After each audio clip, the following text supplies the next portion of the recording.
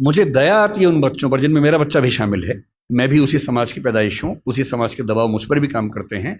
और ये रिसर्च मैंने संयोग से अपने बच्चे के प्राथमिक शिक्षा के बाद पढ़ी, पहले पढ़ी होती तब भी मैं क्या करता, दिल्ली में आपको एक भी अच्छा स्कूल मिलेगा ही नहीं जो मातृभाषा में पढ़ाता हो।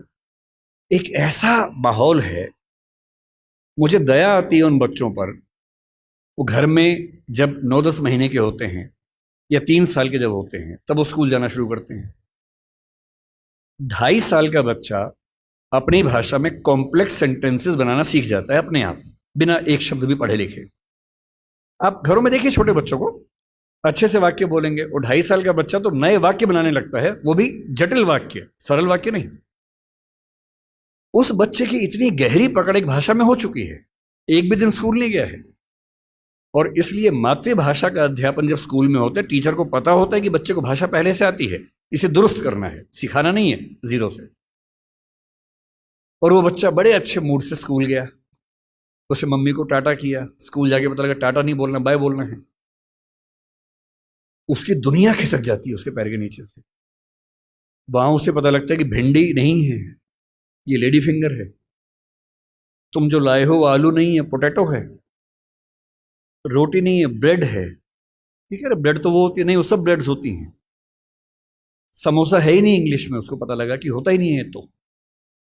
और वो बेचारा एक अजीब सी कश्मकश में है।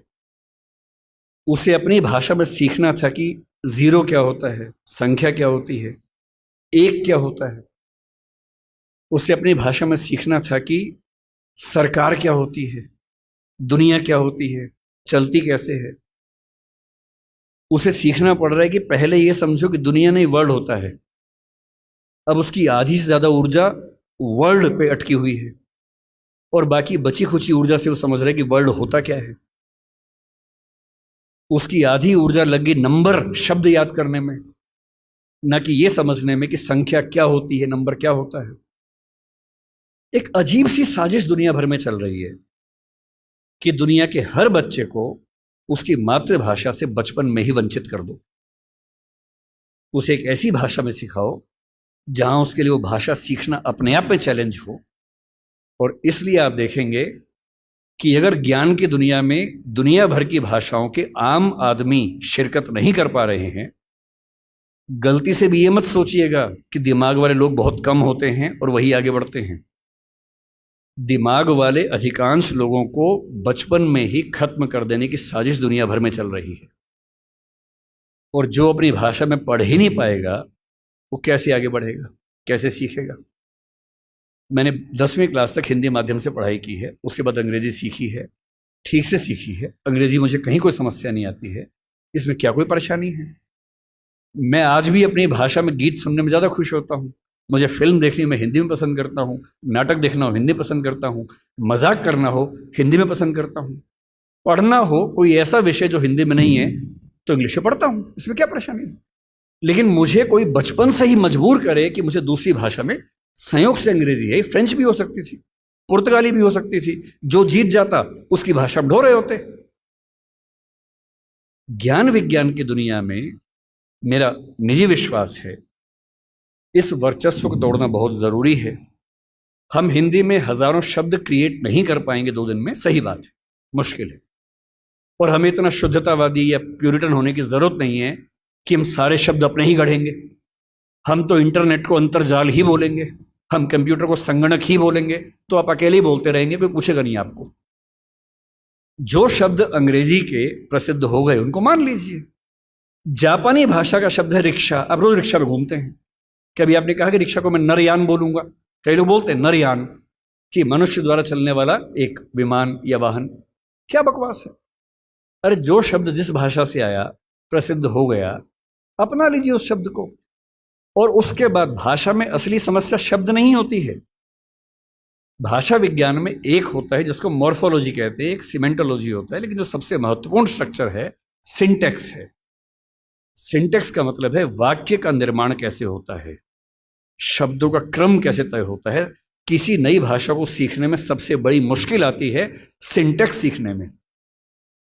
आप हिंदी भाषा के सिंटेक्स में अंग्रेजी के शब्दों को शामिल कर लेंगे, रत्ती भर समस्या नहीं आएगी। और इसलिए जिसको हम कहते हैं कि अंग्रेजी माध्यम है और हिंदी माध्यम है, कहने की बातें हैं। मैं अंग्रेजी माध्यम में बच्चों को खूब पढ़ाता हूँ, 8-8 घंटे दिन में पढ़ाता हूँ, और वहाँ भी देखता हूँ कि जैसे कोई मुश्किल कंसेप्ट आता है, जब तक अंग्रेजी में पढ़ाने के बाद हिंदी में भी ना समझा दूँ, उनके चेहरे पर 12 बजे रहते हैं, क्योंकि वो हिंदी भाषी समाज के बचपन से लगातार हिंदी बोलने समझने वाले और अंग्रेजी माध्यम लेके एक ज्ञान की भाषा के तौर पर अंग्रेजी पढ़ने वाले व्यक्ति हैं। हंसी मजाक हिंदी में हो तो ठहाके मार के हंसते हैं, इंग्लिश में हो एक आध हंसता है, बाकी इसलिए हंसते हैं कि हंसने की बात थी तो हम भी हंस लेते हैं। नहीं बात बनती। मन की भाषा, आत्मा की भाषा अलग भाषा होती है, ज्ञान की भाषा अलग भाषा होती है, इसमें कहां कोई दिक्कत है। और इसलिए मैं आपसे कहना चाहता हूं कि ज्ञान विज्ञान की भाषा के तौर पर, व्यवसाय की भाषा के तौर पर जबरदस्ती एक वर्चस्व का दौर चल रहा है जो खत्म होना चाहिए। मुझे खुशी है कि हमारी वर्तमान सरकार इस मामले में, मैं किसी राजनीतिक दल से ताल्लुक नहीं रखता हूं, मुझे ना सरकार का समर्थक माना जाए ना विरोधी माना जाए, क्योंकि मैं सच में दूरी बना के रखता हूं, बहुत दूर बना के रखता हूं। मैं मुद्दों पर तारीफ करता हूं, मुद्दों पर आलोचना करता हूं। भाषा के मामले में वर्तमान सरकार बेहतर काम कर रही है, ये सही बात है। कई स्तरों पर हमने देखा है। मेडिकल साइंस मध्य प्रदेश से शुरू हुआ, एक ही साल में एमपी में, यूपी में, उत्तराखंड में शुरू भी हो गया। और मैं कई साल से सोचता था कि मेडिकल साइंस में ऐसा क्या है जो हिंदी में नहीं पढ़ सकते। और सोचिए, डॉक्टर बनने के बाद करना क्या आपको डॉक्टर बन के आम आदमी का इलाज करना है। भारत की आम आदमी की हालत क्या है? डॉक्टर के पास जाता है, उसको एक वाक्य समझ में नहीं आता है। डॉक्टर 4 लाइन इंग्लिश की बोलता है, कुछ मुश्किल शब्द बोलता है, तो वो मान लेता है कि ज्ञानी आदमी है, ठीक बोल रहा होगा। उसे अपनी हेल्थ के बारे में एक वाक्य ठीक से समझ में नहीं आता है। किसी विकसित देश में चले जाइए, डॉक्टर की जिम्मेदारी होती है कि जब तक मरीज सारी बातों को ठीक से न समझ ले तब तक इलाज शुरू नहीं कर सकता है। हमारे देश में भाषा का अंतर ऐसा है कि मरीज अपनी बीमारी को ठीक से कभी समझ ही नहीं पाता है। ऑपरेशन तक की सहमति ले लेते हैं अंग्रेजी बोल के, वो समझ नहीं पा रहा होता, हाँ तो हो गया, साइन कर, हाँ साइन कर दिया। उसमें क्या लिखा हुआ है कि तुम्हारा ऑपरेशन करेंगे, तुम मर भी सकते हो, मर गए तो तुम्हारी जिम्मेदारी है। कुछ पता ही नहीं उस बेचारे को। क्यों भारत का हर डॉक्टर, तमिलनाडु का डॉक्टर तमिल में क्यों ना बात करे पेशेंट के साथ, कर्नाटक का डॉक्टर कन्नड़ में बात करे, हिंदी का डॉक्टर हिंदी में बात करे, और अंग्रेजी मातृभाषा वाले जो 2,70,000 लोग हैं उनके लिए कुछ डॉक्टर इंग्लिश वाले रख लीजिए। डॉक्टर की भाषा तो समाज की भाषा होनी चाहिए, यही कानून के साथ है। हमारी जुडिशरी इतना जबरदस्त जुडिशियल फ्रीडम, जुडिशियल इंडिपेंडेंस, संविधान का मूल ढांचा है, सब बातें बढ़िया हैं। पर जिस देश की आबादी में 2,70,000 लोग अंग्रेजी मातृभाषा वाले हों, उस देश का सुप्रीम कोर्ट सारे निर्णय अंग्रेजी में ही देगा, ये कहाँ का लोकतंत्र है? यहाँ आपका जो जुडिशियल इंडिपेंडेंस है या जुडिशियल रिस्पॉन्सिबिलिटी है वो कहाँ चली जाती है उस समय?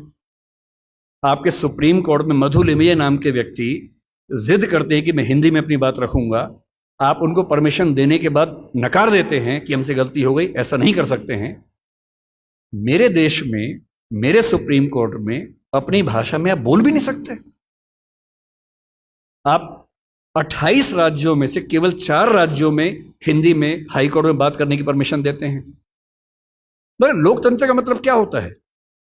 कुछ गिने चुने एलिट्स के हिसाब से जनता अपनी भाषा बदलेगी या जनता की भाषा से प्रशासक भाषा बदलेंगे अपनी? अगर लोकतंत्र है तो लोकतंत्र में जनता की भाषा ही केंद्र में होनी चाहिए, कोई और भाषा केंद्र में कैसे हो सकती है? पर हम लोग इतने आदी हो चुके हैं, हम स्लेव मेंटेलिटी के इतने अभ्यस्त हो चुके हैं कि हम ये प्रश्न कभी नहीं करते। हमारे सुप्रीम कोर्ट के चीफ जस्टिस या कोई जज हिंदी में क्यों नहीं बात कर पाते? और नहीं कर पाते, मैं फिर बार बार कह रहा हूँ, मामला सिर्फ हिंदी का नहीं। मेरी इच्छा है कि सुप्रीम कोर्ट के बहुत सारे जजेस में कुछ को तमिल ठीक से आती हो, कुछ को तेलुगु अच्छे से आती हो, कुछ को मराठी आती हो, कईयों को हिंदी आती हो। और बेंच का फैसला करते हुए ये भी एक पॉइंट ध्यान में रखा जाए कि मामला कहाँ का है और उस मामले में ऐसे जज को प्राथमिकता मिले जो उस भाषा को जानता हो, ताकि केस मेरा है, मुझे हिंदी आती है, मेरा वकील अंग्रेजी में कुछ कुछ बोला, जज ने कुछ कुछ बोला, फैसला हो गया, मुझे पता ही नहीं कि क्या हुआ, और इतने में पुलिस आगे मुझे ले गई और मैं परेशान हूं कि हुआ क्या। मेरे मामले के किसी प्रसंग में मेरी भूमिका ही नहीं है, क्योंकि सारी प्रक्रिया 2 ऐसे व्यक्तियों के बीच में चल रही है जिनके पास एक भाषा है जो मेरी भाषा नहीं है, जबकि मामला मेरा है। और कहने को लोकतंत्र है। ये लोकतंत्र नहीं है, ये भाषा के स्तर पर तानाशाही है, बुरी चीज है। और मैं जब भी ये बात कहता हूं, बार बार कहता हूं, ज्ञान की भाषा के तौर पर अंग्रेजी का सम्मान करना जरूरी है, क्योंकि रिसर्च आप उसके बिना नहीं कर पाएंगे। बहुत मामलों में सीखने की जरूरत है, उससे भी, जापानीज से भी, फ्रेंच से भी, सबसे सीखने की जरूरत है। लेकिन आपके देश के सुप्रीम कोर्ट में, हाई कोर्ट में आपकी भाषा में बात ना होती हो, ये बुरी बात नहीं है, शर्मिंदगी की बात है। हमें एक समाज के तौर पर शर्म आनी चाहिए, ये उससे कम बात नहीं है। इसलिए जब कोई मुझसे कहते कि राजभाषा के तौर पर आपकी क्या कल्पना है, 14 सितंबर का दिन आज है, हम आज के दिन ये सेमिनार क्यों कर रहे हैं? 14 सितंबर 1949 को शाम को 6 बजे एक फैसला हुआ था। एक अजीब सी अफवाह लोगों ने उड़ा रखी है। कहते हैं कि 14 सितंबर को मतदान हुआ कि भारत की राजभाषा कौन सी होनी चाहिए, हिंदी या अंग्रेजी। वोटिंग हुई, आधे वोट हिंदी के पक्ष में उठे, आधे अंग्रेजी के पक्ष में उठे, एकदम बराबर हो गया। कई लोग संख्या बोलते हैं, 77-77 हो गया। और तब स्पीकर ने, डॉक्टर राजेंद्र प्रसाद ने अपना कास्टिंग वोट दिया, क्योंकि उनके पास अधिकार है कि वोट डाल सकते हैं लास्ट में, अगर बराबर हो जाए तो, हिंदी के पक्ष में दिया, और इससे हिंदी भारत की राजभाषा हो गई। इससे बड़ा कोई झूठ नहीं है। ऐसा कुछ नहीं हुआ था संविधान सभा में, सफेद झूठ है। 12 सितंबर को शाम 4 बजे इस मुद्दे पर बहस शुरू हुई। संविधान सभा की डिबेट्स पढ़ के देखिए, 180 पेज की डिबेट है राजभाषा की, 180 पेज, 1-2 पेज का मामला नहीं है। संविधान सभा के वॉल्यूम 9 में ध्यान से पढ़िए, पेज नंबर लगभग 1130 से 1390 के आसपास का मामला है। 180 पेज की डिबेट है, उसमें खूब मुद्दे हैं, छोटी मोटी वोटिंग हो रही है के मामलों में। संविधान सभा का बेसिक उसूल था कि अंतिम रूप से वोटिंग नहीं करेंगे, सहमति से काम करेंगे। वोटिंग बीच बीच में होती रही। पहला विवाद यह था कि राजभाषा कौन सी हो, हिंदी हो कि अंग्रेजी हो या हिंदुस्तानी हो। अंग्रेजी पर तो बात थी नहीं, हिंदी या हिंदुस्तानी। महात्मा गांधी हिंदुस्तानी कहते थे, पर 1949 में वो थे नहीं। उनका हिंदुस्तानी का मतलब था हिंदी उर्दू का मिक्सचर, जो देवनागरी और फारसी में लिखी जा सके। दूसरा स्कूल ऑफ थॉट हिंदी की बात करता था। अंत में सहमति बनी, हिंदी ही भारत की राजभाषा होगी। राजभाषा यानी सरकारी कामकाज की भाषा। दूसरा सवाल था कि लिपि कौन सी हो, देवनागरी हो, कुछ ने कहा कि देवनागरी और फारसी हो, कि हिंदी को फारसी में भी लिख सके। कुछ ने कहा देवनागरी और रोमन हो, हिंदी को रोमन में, जैसे व्हाट्सएप में लिखते हैं वैसे लिख सके। खूब विवाद हुआ, अंत में हुआ कि देवनागरी ही लिपि होगी। तीसरा विवाद यह हुआ कि जो अंक हैं हिंदी वाले, जो 1 से 0 से 9 तक के अंक हैं, वो हम अंग्रेजी के ढांचे में लिखेंगे या हिंदी के ढांचे में लिखेंगे। इस पर मतभेद था सबसे ज्यादा, इस पर वोटिंग में बराबरी हुई थी। और अंत में वोटिंग से नहीं, संविधान सभा के बाहर की बातचीत में समझौता हुआ। मुंशी साहब थे, के एम मुंशी थे, आयंगर साहब थे, उनकी बातचीत में समझौता हुआ कि ठीक है, अंतर्राष्ट्रीय अंक मान लेंगे। और उसके बाद गहमा गहमी के बाद, 2 घंटे की रिसेस के बाद, 14 सितंबर शाम 6 बजे आखिरी सेशन इस मामले पर हुआ, 2.5 दिन की बहस के बाद। और तब ध्वनि मत से, बिना किसी वोटिंग के प्रस्ताव पारित हुआ कि हिंदी भारत की राजभाषा होगी, देवनागरी उसकी लिपि होगी, और अंकों का अंतर्राष्ट्रीय स्वरूप उसका स्वरूप होगा। इस झूठ को मन से निकाल दीजिए। ये झूठ मैंने भी 1000 बार सुना था अपने अध्ययन के दौरान, हमारे अध्यापकों को भी ऐसा लगता था, मुझे भी ऐसा लगता रहा कई साल तक। संविधान सभा की डिबेट्स बढ़ी तब समझ में आया कि ये भ्रांति है, ऐसा कुछ नहीं हुआ था। पूरी सहमति के साथ भारत की राजभाषा हिंदी बनी थी 14 सितंबर को, और इसलिए आज के दिन को हम लोग हिंदी दिवस मानते हैं। और क्यों ना बनती, आप सोचिए क्यों ना बनती। दुनिया में 2 तरह के देश हैं, एक इंग्लैंड जैसा है, फ्रांस है, स्पेन है, जर्मनी मान सकते हैं, आज के समय के जर्मनी मान सकते हैं, उस समय का तो नहीं, आज के जर्मनी मान लीजिए, आप ग्रीस को मान लीजिए। ये सब देश वो हैं जो एक देश एक भाषा वाले लोग हैं। बांग्लादेश को मान लीजिए, बांग्ला बोलते हैं, एक देश एक भाषा है। पर कुछ देश ऐसे होते हैं जहां एक भाषा नहीं होती है। स्विट्जरलैंड में देखिए, छोटा सा देश है, 3 राजभाषाएं वहां पर हैं। बेल्जियम में देखिए, छोटा सा देश है, पर वहां भाषाएं 1 से ज्यादा चलती हैं। तो उस समय एक डिबेट थी कि भारत का मॉडल कौन सा होगा। क्या हम इंग्लैंड, फ्रांस, जर्मनी के मॉडल पे चलेंगे, या हम स्विट्जरलैंड और बेल्जियम के मॉडल पर चलेंगे? तो क्योंकि भारत में भाषाएं बहुत ज्यादा थी, उस समय हमने 14 भाषाओं को संविधान में स्थान दिया। शुरू में 13 को दिया, बाद में एक और जोड़ दिया। तो अब तो खैर 22 भाषाएं हैं 8वीं अनुसूची में। डिबेट ये थी कि भारत की राजभाषा कौन सी हो। ऐसे मामले में दो ही फैसले हो सकते हैं। एक तो ये हो सकता है कि भाई जितनी महत्वपूर्ण भाषाएं सबको बना दो।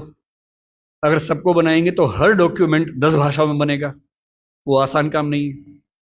दूसरा, लोकतंत्र में क्या तरीका है, जिस भाषा को बोलने वाले समझने वाले सबसे ज्यादा हैं उसको बना दीजिए। यही सहमति बनी। स्वाधीनता संग्राम में हिंदी को राष्ट्रभाषा राजभाषा बनाने की बात किन लोगों ने की, आपने कभी गौर किया है? हिंदी को राष्ट्रभाषा बनाने के सबसे बड़े समर्थक कौन थे? महात्मा गांधी, गुजरात के थे, गुजराती आदमी। के.एम. मुंशी गुजरात के थे, पटेल गुजरात के थे, आज भी गुजरात के दो लोग लगे हुए हैं। हिंदी को भारत की राष्ट्रभाषा बनाने की जो बात आई है, हिंदी समाज से ही नहीं आई है। महात्मा गांधी गुजराती व्यक्ति होकर हिंदी के पक्ष में सबसे ज्यादा अड़े हुए थे। महाराष्ट्र में तिलक थे, सावरकर थे, वो मराठी की बात नहीं कर रहे, वो हिंदी की बात कर रहे थे। पंजाब में लाला लाजपत राय थे। आप बंगाल में जाएंगे, केशव चंद्र सेन से परंपरा शुरू होती है, सुभाष चंद्र बोस तक परंपरा जारी है, वो सब हिंदी की बात कर रहे हैं। पूरे भारत में, दक्षिण भारत तक में ये सहमति बन गई थी। महात्मा गांधी ने पूरी एक संस्था खड़ी की, दक्षिण भारत हिंदी प्रचार सभा। कितने साल तक काम करते रहे वहां पर। एक सहमति बनाई पूरे देश में, क्योंकि इतना बड़ा स्वाधीनता आंदोलन बिना एक भाषा के नहीं चल सकता। बेबीलोन की कथा बन जाती, बाबेल जैसी, कि सब लोग अलग भाषाएं बोलते हैं, लड़े कैसे अंग्रेजों से। इसलिए कांग्रेस ने 1915 के आसपास से ही भाषा पे काम करना शुरू किया और ये मान लिया कि जब तक अंग्रेजी में काम करेंगे वकीलों का आंदोलन रहेगा, जनता का नहीं बनेगा। वो वकीलों का आंदोलन जनता का आंदोलन तब बना जब लोक भाषाओं में लड़ा गया, और लोक भाषाओं में सबसे बड़ी भूमिका हिंदी की रही। आज अगर कोई मुझसे पूछे कि भारत में कौन सी राजभाषा या संपर्क भाषा बन सकती है, आप डेटा देखिए, सेंसस को देखिए। हिंदी बोलने वालों की कुल संख्या पहली, दूसरी, तीसरी भाषा के तौर पर भारत में कितनी है इस समय? 69 करोड़ है 2011 के सेंसस में। 57% ऑफ पॉपुलेशन भारत की, first, second, third. First language में 43.6% है, तीनों मिला लें 57%, 69 करोड़ संख्या है। क्यों है? 10 राज्य हिंदी भाषा वाले हैं। फिर वो सारे राज्य जो संस्कृत से ही बने हैं, वो हमारे ननिहाल के हैं। इसलिए आप महाराष्ट्र जाएंगे, क्योंकि मराठी संस्कृत से बनी है, आपको मराठी हिंदी में दिक्कत नहीं आती, क्योंकि दोनों की रूट सेम है। यही गुजराती में है, यही पंजाबी में है, यही सिंधी में है, यही असमिया में है, यही ओडिया में है, यही बांग्ला में है। ये सातों राज्यों की भाषाएं संस्कृत के रूट से बनी हुई है, इसलिए हमारी रूट सेम होने से दिक्कत नहीं आती है। केवल दक्षिण भारत की चार भाषाएं मुख्य रूप से, और उत्तर पूर्व की, असम की आगे की भाषाएं। उत्तर पूर्व में भी आप अरुणाचल प्रदेश जाइए, हिंदी में कहीं कोई दिक्कत नहीं है। अरुणाचल प्रदेश में बड़ा आश्चर्य की बात है कि हिंदी सब बोलते हैं। अंडमान निकोबार जाइए, हिंदी सब बोलते हैं, वहां पर कहीं कोई समस्या नहीं। हैदराबाद में हैदराबादी हिंदी चलती है। मुंबई मराठी क्षेत्र होकर हिंदी का गढ़ बना हुआ है।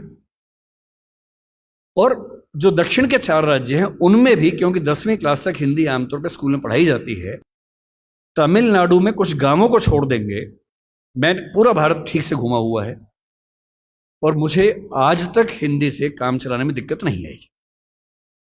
69 करोड़ की आबादी, 121 करोड़ में से आज 145 करोड़ हैं। ये संख्या मिनिमम आप मान के चलिए कि 75 करोड़ के आसपास होने वाली, 80 करोड़ होने वाली है। इस 69 करोड़, अगर मैं 2011 की बात मान लूं, तो तुलना में कौन है? नंबर 2 पर कौन आता है? बांग्ला। हिंदी में कितना है? 57% है। बांग्ला में कितना है? 9% है। आप किसे बनाएंगे राजभाषा भारत की? संपर्क भाषा किसे बनाएंगे? 57% के बाद सीधा 9% है। नंबर 3 पे मराठी आती है, अभी आ गई है। पहले नंबर 3 पे तेलुगु थी, अब मराठी आ गई है। कितना है? 8.7% है। नंबर 4 पर तेलुगु है, 8% के आसपास है। यानी एक भाषा बोलने वाले 57% हैं, नंबर 2 वाले 9, 8.7, 8, 6, 4, 3। क्या लोकतांत्रिक तरीके से कोई कंपटीशन बनता है किसी तरह का? और संपर्क भाषा संविधान लिखे या ना लिखे, संविधान में लिखा भी नहीं है। संविधान में कहीं नहीं लिखा कि भारत की संपर्क भाषा कौन सी है, ना लिखा है भारत की राष्ट्रभाषा कौन सी है, केवल लिखा है भारत की राजभाषा कौन सी है। 14 सितंबर को हुआ था, उस समय आर्टिकल 301 था, लेकिन जब संविधान फाइनल हुआ तो आर्टिकल 343 से 351 तक का हिस्सा जो अंतिम प्रारूप संविधान का बना उसमें राजभाषा का है। भाग 17 है, जो प्रारूप में भाग 14 था। इसलिए हमें डरने की जरूरत नहीं है। हम स्वाभाविक तौर पर भारत के भाषा के डेमोग्राफी के नक्शे में सबसे बुलंद आवाज हैं, तो हमारी आवाज की पहचान होनी चाहिए। हमें खौफ किस बात का होना चाहिए? क्यों मिरांडा बनने की जरूरत है भाई? अपने धौस में रहिए, आत्मविश्वास से भर के रहिए।